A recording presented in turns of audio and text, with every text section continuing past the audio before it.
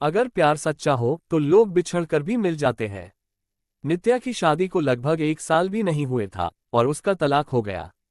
नित्या के घर वालों ने जबरदस्ती नित्या की शादी करवा दी थी।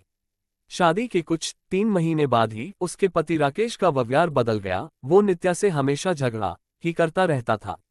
दरअसल ये कहानी अविनाश और नित्या की है, जिनके जीवन की राहें बिछड़ गई थीं, लेकिन किस्मत ने उन्हें फिर से मिलाने का मौका दिया।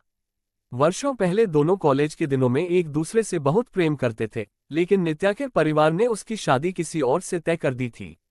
मजबूरी में नित्या को अपने प्यार से दूर जाना पड़ा। समय बीतता गया। नित्या का विवाह उसके परिवार की मर्जी से हो गया, लेकिन उसका वैवाहिक जीवन खुशहाल नहीं रहा। पति के साथ तालमेल न बैठ पाने के कारण नित्या का मन उदास रहने लगा और कुछ समय बाद उसने अपने जीवन को खुद के हाथों में लेने का निर्णय लिया।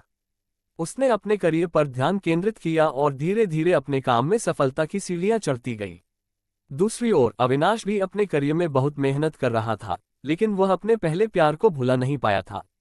एक दिन कई सालों बाद नित्या और अविनाश का सामना एक मॉल में हुआ। यह एक अनायास मुलाकात थी, लेकिन उनके बीच की चिंगारी ने तुरंत आग पकड़ ली। पुराने दिनों की यादें ताज़ा हो गईं और दोनों ने एक दूसरे के हालचाल पूछे।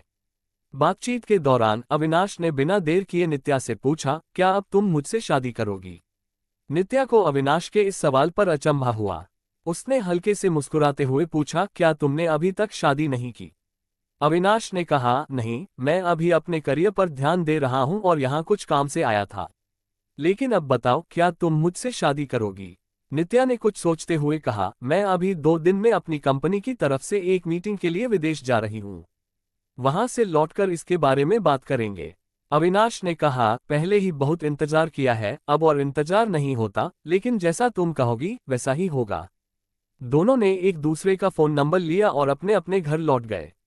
अविनाश रोज नित्या से फोन पर बात करता और उसका हालचाल पूछता। एक सप्ताह बाद नित्या अपनी मीटिंग खत्म कर भारत लौट आए।